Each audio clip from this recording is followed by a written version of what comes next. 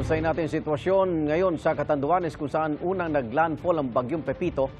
Makasap natin si Camille Andrea Gianan ng Catanduanes Provincial Information Office. Magandang umaga. Magandang umaga po, Igan.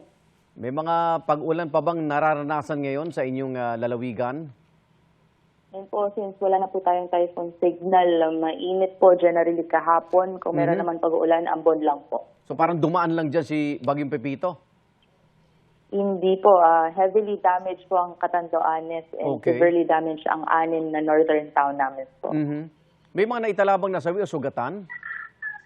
Sa ngayon po, as of now, 10 out of 11 municipalities ang nare-receive namin reports. Wala po tayong casualty, 0 casualties po. At ngayong gumaganda na panahon, nagsiuwi ba yung ating mga evacuees, Camille? And po, tradisyon po or kaugalian po ng mga Katandunganons po, pagkatapos mismo manalasan ng bagyo, magsisiuwian po sila sa kanilang mga bahay, bagsak man yun po o ayos po. Mga gaano ang bilang na inabot ng ating evacuees?